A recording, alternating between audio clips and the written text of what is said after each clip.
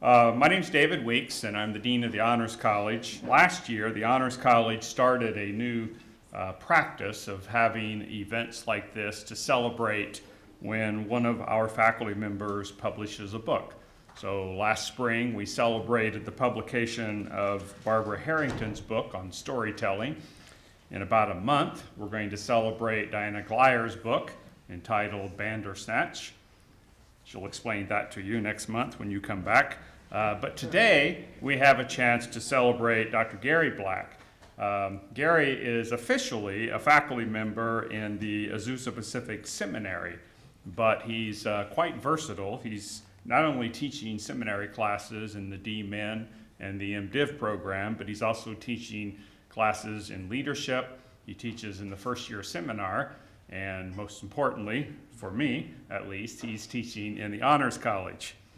So what some of you may not know about Gary is that this is sort of a second career for him. He started off in the investment banking business and had a very successful career working for a variety of banks and also Edwards Jones Investments, which is a major Wall Street firm. And somewhere along the line, decided that what God really wanted him to do with the rest of his life was to invest in young people by teaching in higher ed. So he went back to school and he picked up his PhD in 2012, and he joined the faculty here at Azusa Pacific. And since the time that he's been here, he's been a remarkably prolific author. He has published, first of all, The Theology of Dallas Willard. That was his first book. He published a second, smaller book called Exploring the Life and Calling. Then he co-authored a book with Dallas Willard called The Divine Conspiracy Continued. And today we are celebrating the publication of Preparing for Heaven, what Dallas Willard taught me about living, dying, and eternal life. So for those of you who do not know Dallas Willard, he was a longtime professor of philosophy at USC. In fact, he taught there for over 45 years. During his successful career, during Dallas Willard's successful career, he published over a dozen books. Many of them were on his favorite topic, which is spiritual formation. And he taught a lot of very popular classes at USC on topics that you might not typically expect at a school that values football. One of his most famous courses was a course entitled Death and Immortality.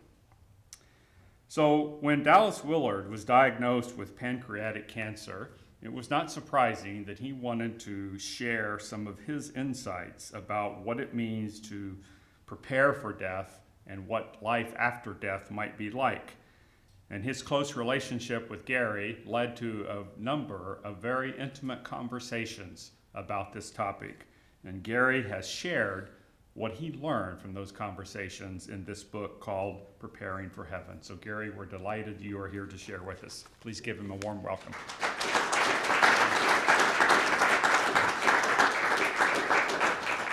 Well, thank you so much. It really is an honor to be with you. And as so many of you who are authors know, it's a little surreal. You write in sort of isolation, at least I do. Maybe just a little bit of Beethoven or Bach in the background, and you try to find out ways to communicate these ideas the best you can. And of course, my wife she's always my first reader. But when these books come out, you realize that you're imagining your audience, but you don't know who they're going to be. And so it's just great to look out and actually see the people that you were imagining would one day read the book. And so I thought what I would do is tell you a little bit about how the book came to be, and then probably tell you more than you want to know, probably tell you enough that you don't have to read the book. And then sometimes I wonder if that's what these are really about, is to tell you enough that, at least for the students in the room, right? And then answer or talk about some of your questions or thoughts about the subject, because heaven really is it's a big deal. So I'm happy to do that as well. So the book came about as a result of Dallas and my conversations really beginning the day or two after he was finally reached his terminal diagnosis. We had begun to work on The Divine Conspiracy Continued in November of 2013, 12? 13. November? Is that right, Keith? Was it 2013? Sounds good. Yeah. And I had actually spoken to Dallas about, I thought that there was another book that he could write after I did my dissertation on his theology. There was some things that he had worked on and talked about that I thought was a good corpus for another book. And so at the dinner that he and I had celebrating with Susie and Jane, his wife, we celebrated passing my oral exam for my doctorate. I made a sort of a side comment that I thought that there was some other material that was worthy of a book. And he said, well, why don't you send me maybe a table of contents on some chapter ideas. And so I did, and I didn't hear back from him until about November. And he said, I think you're right, there's a book there, but I'd like you to write it with me. And just an amazing opportunity. Nothing I have done or will do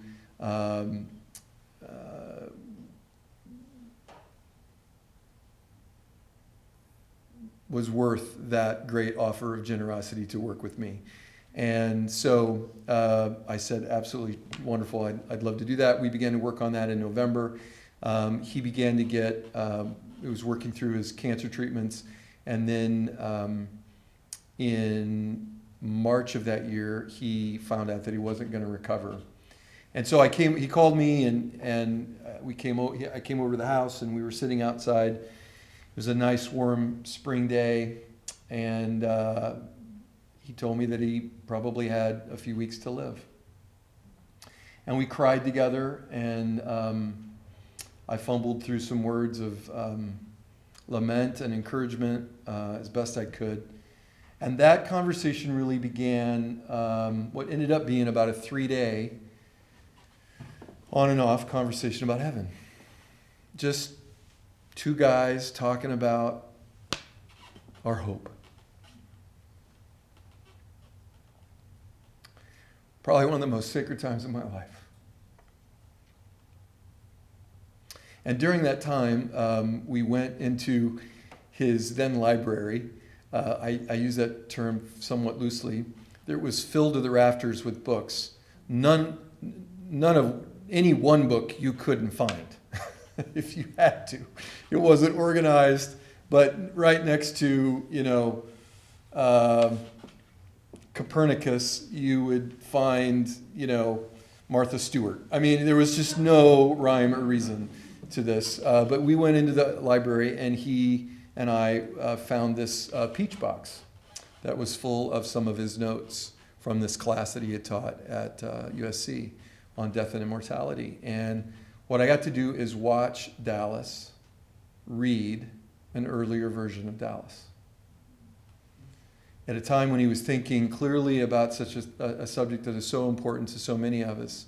I don't know of a better reason to journal than that. And of course, none of us are Dallas Willard when we journal, but he was able to hear his own heart and mind thinking through these issues, and he was actually ministering to himself. And after a little while, I said, do you want to do something with that? And he goes, well, if we have time. And that was the operative word, if, we would be given the time. Well, it turns out, fast forward to that March day, we began to talk, and he said, I think this is a book. And I don't mind telling you, I wasn't very, pastoral in that moment. And I said, what are you talking about? A book. We got to get the book we're doing now done. What are you thinking about another book? And he said, no, I'm not talking about me. I think you need to write this book. And I said, I am not writing a book on heaven. I'm not going to do it. So, I'm a theologian. I'm not a biblical scholar. Typically, biblical scholars, if they do the job well, should be the people that would write a book on something like that. And I just said, no, I don't think so. And he sort of took that answer. And a couple days later, he came back to me and he said, no, I want to talk about that heaven book again. And I said, Dallas, I don't want to write a book on heaven. I don't have anything to say about heaven. I haven't been to heaven for 90 minutes. I'm not 8. All these books that were out there that, sort of what they call, I think, heaven tourism books were the rage, and I wasn't interested in getting to that genre. And so he sort of took that answer. Well, about a day or so later, he came back and he breached it again. I don't ever remember Dallas ever coming back to anybody about anything more than once or twice. And so the third time really caught my attention. And he said, I think you need to really rethink your rationale here. And I said, I don't want to write a book on heaven. And I said, are you going to pull this deathbed promise thing on me? And he said, no, I would never do that. And then he thought a second. He said, yeah, that's exactly what I'm going to do. And I said, well, okay, if we get this book done, I'll think about it. But if I can use some of the work in the Death and Immortality box, then maybe that can work. And so the last conversation we had, just a few hours before he died, he looked me in the eyes and he didn't make me. He asked me to assure him that I would write this book. And so I did. Finished The Divine Conspiracy, continued about 6 weeks after he passed, and then I really started right soon after that on this book. And what I'm realizing, which is not in this book, but it's good wisdom that I would not mind sharing with you. It wasn't until I, finished the final draft and hit send and sent it to the publisher that I began to mourn. And this has actually been part of my mourning of Dallas. And it's been good. It's been hard. I couldn't really mourn because I had to try to remember and then put those thoughts and organize them and sort of try to stay as left-brained as I could. But this process of having people tell me how the book is affecting them is allowing me to mourn. And it's been beautiful. It's not been easy, but it's been good. And so that's sort of how the book came about. So let me tell you the big idea. You want to know the big idea? So about the second day that we were talking about heaven, Dallas and I began to sort of, as we would do, get real kind of nerdy and geeky about the theology of the whole thing. It would have seemed to probably most people, probably because it was a little bit not very empathetic. We weren't, I wouldn't recommend trying to do this with anybody else who's got a terminal diagnosis that they've just come to the awareness of over the in a short period of time. But he quickly began to want to sort of analyze and think about the clarity of thought facing his own immortality was really laser focused. And there's some things I think that were opening up for him, and that he was feeling for the first time, not just thinking about. And what we began to talk about was one of the primary misconceptions that we have about heaven is that somehow we enter into eternity as something other than human. And that's a big sort of presumption, that somehow we change ontologically or existentially when we die, that we no longer become or we no longer remain human. And Dallas just simply said there's no evidence that we stop being human. And so as a philosopher and as an epistemologist, and a phenomenologist, he was beginning to sort of pull from his Aristotelian realism. That's a nod to the Honors College. So his understanding of how to differentiate things and some of the particular conditions and relations that are necessary to identify something as human. And he began, as he went down the categories of the relations and identifications of what it means to be human, we began to recognize that none of those change just because we die. The primary, for him, and I think biblically this is true, the primary identifier for humanness is will, volition, choice. And if you know his work on the renovation of the heart, he would say the heart, the will, or the spirit, the wanter, right? If you seek me with your whole heart, that wanter part of the human being is that which drives the rest of human behavior. And it ends up being the deciding factor, turns out, of our eternal destiny. What do you want? And that key wanter isn't something that is radically changed at death. So, based on that premise that we do not actually enter into eternity as anything other than human, he took out a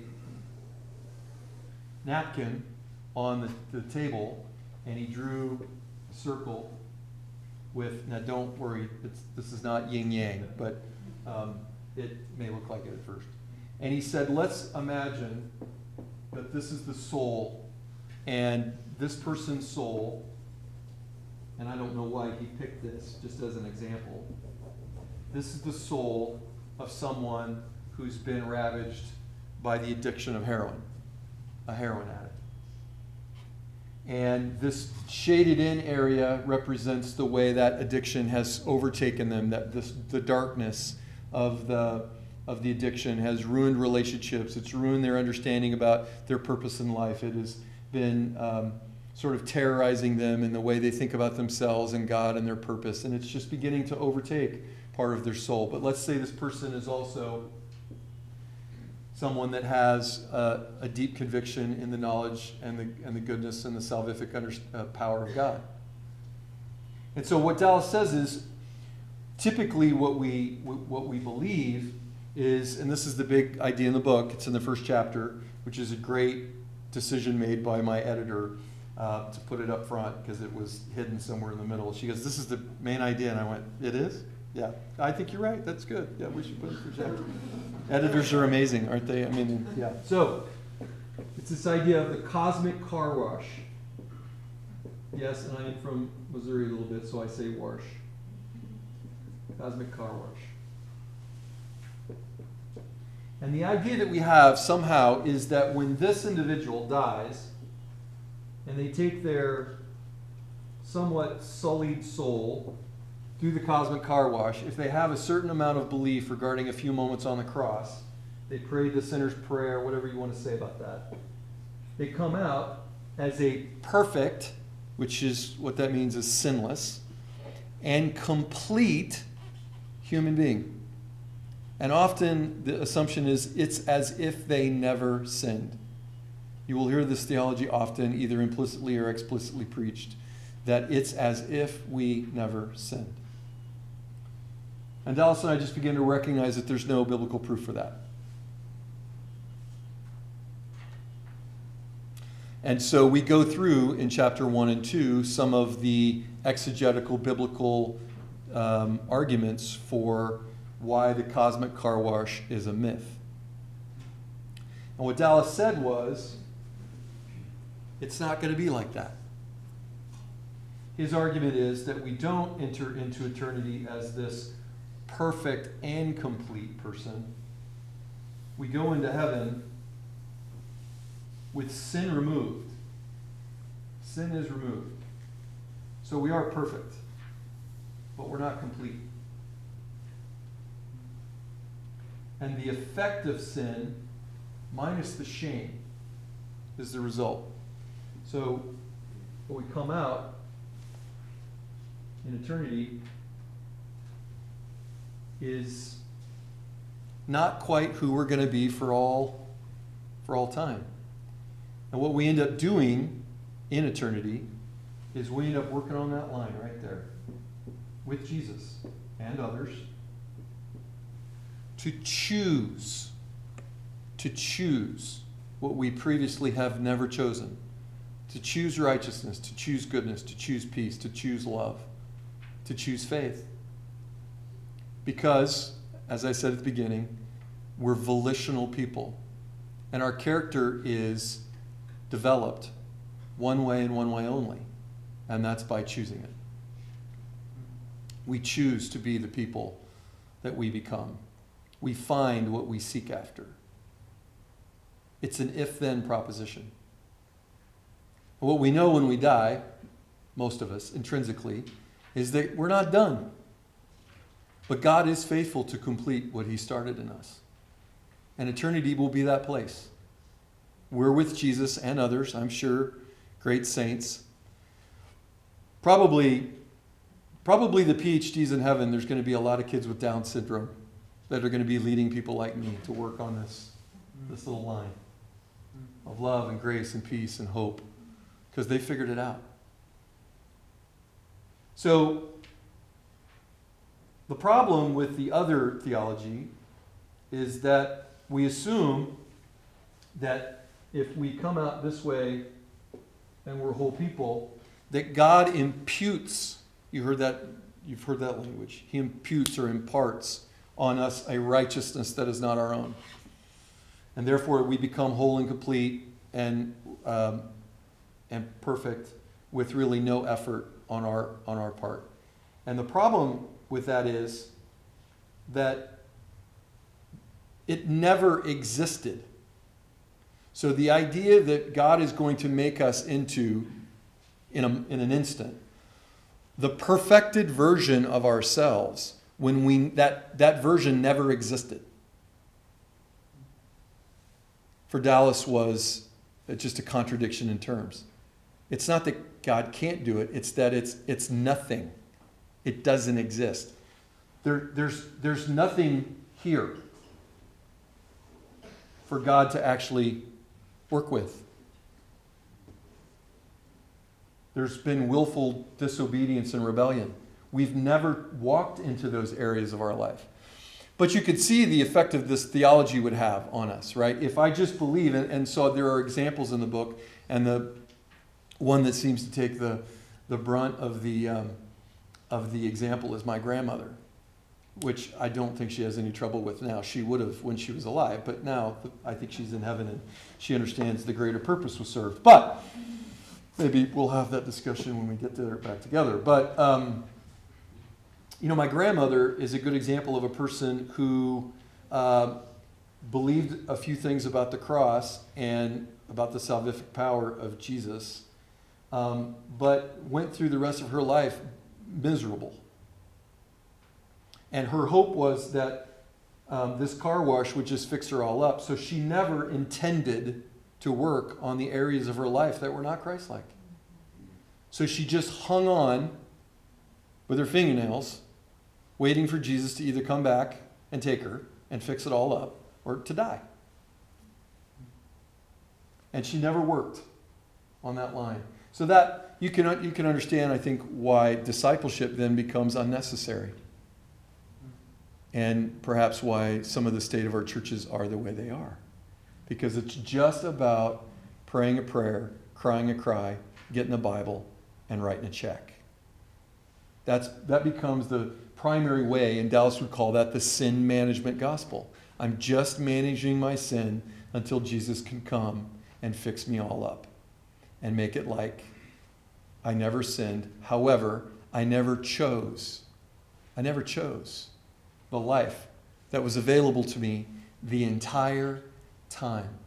The big problem that we have is the assumption that I would want in heaven what I don't want now. When the entire impetus of the gospel is based on Jesus' original question in John 2. What do you seek? What do you want? What do you seek? What do you want? And if you seek me, you will find me. If you seek me with your whole heart.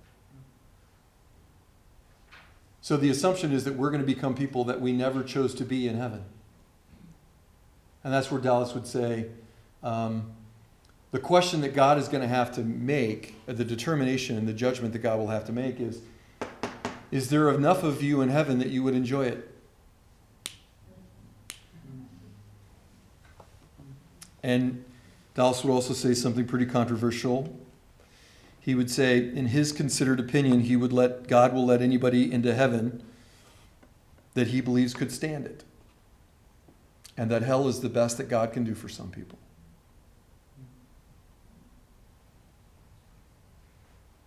So, then the question becomes, how do I work on this line now? Where is this line in my life?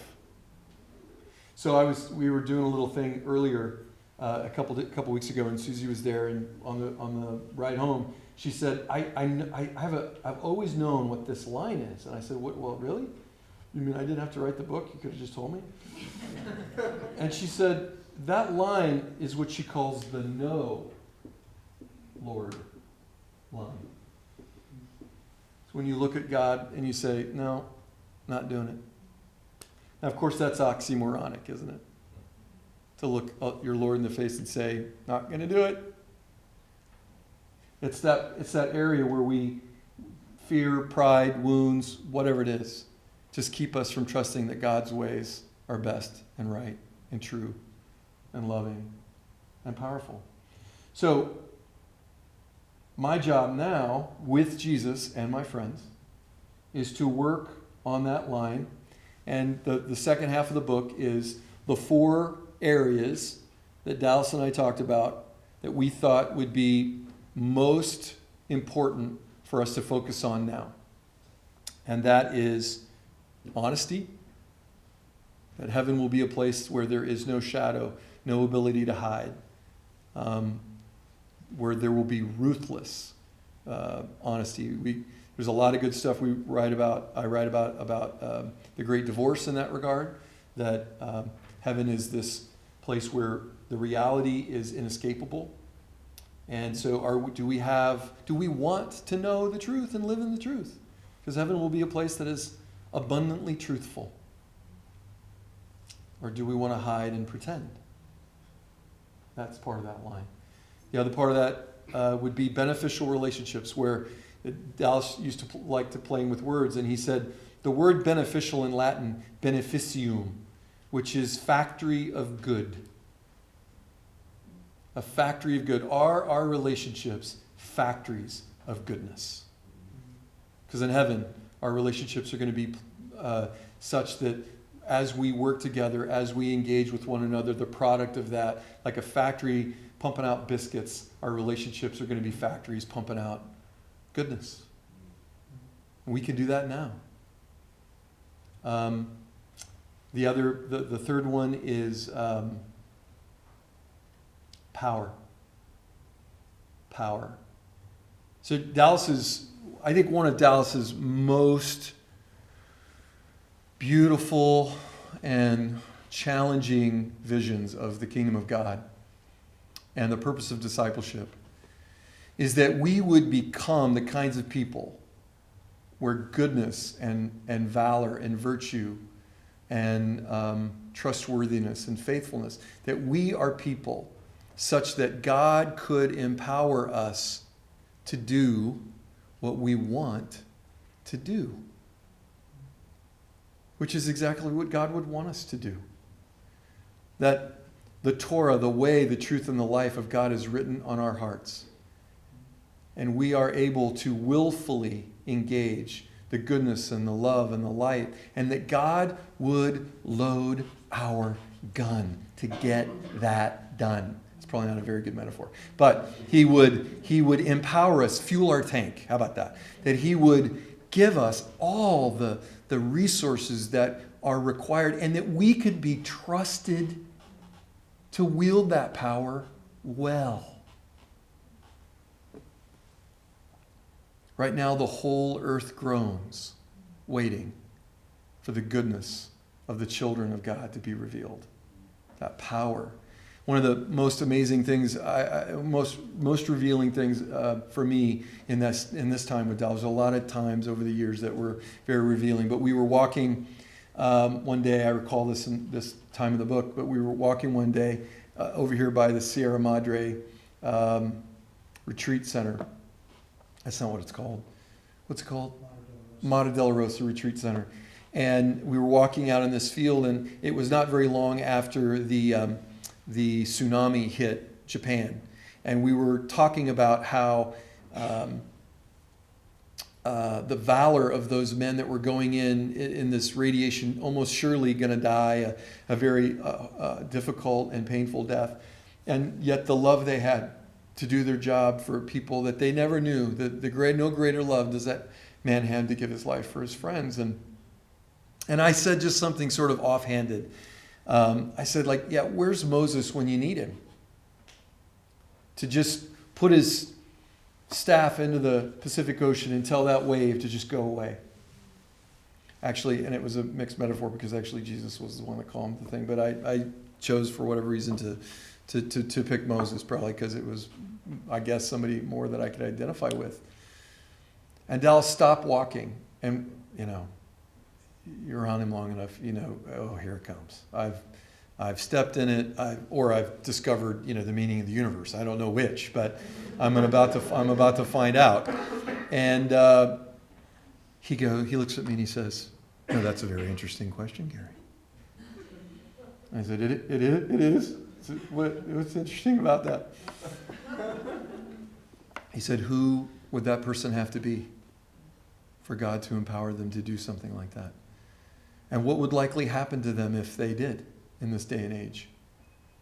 With news helicopters hovering overhead, if somebody walked out and was able to do a miracle such as that, would it not be true that the majority of the world would want to deify them immediately?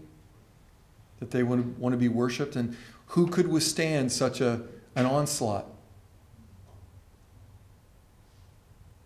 And then he thought for a while and he said, maybe God can't do that because there's nobody that he can trust with that power. And the whole earth suffers because of it. And then he got optimistic and he said, well, maybe they do exist and we just don't know it because it's good for them and good for us that they're anonymous. Heaven is a place where we will become the kinds of people that God will empower to give us the power that raised Jesus from the dead. Lives in you and me right now. The question is, do we have the character to wield that power in a way that God can trust us with it?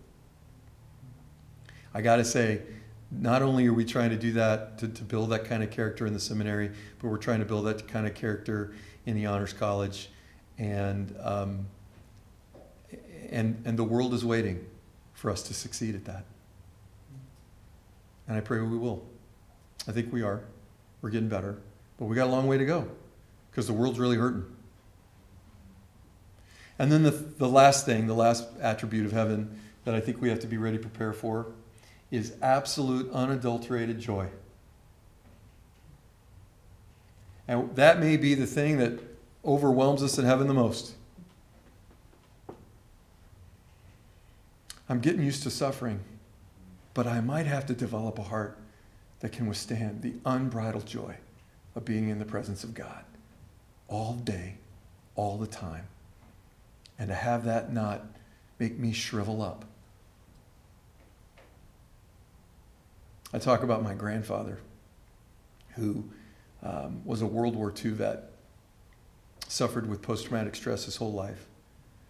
He was a sharpshooter, a sniper, and he carried terrible dreams of terrible memories of awful events that I can only imagine. My grandfather also grew up in a very hard home life. Dirt poor, in the hills of Missouri. Not very far from where Dallas grew up. And I knew my grandfather loved me, and I knew he loved my brother. We were his only two grandkids. But he never told me he loved me. And every time I hugged him, it was as if he would tense up. He just couldn't receive it.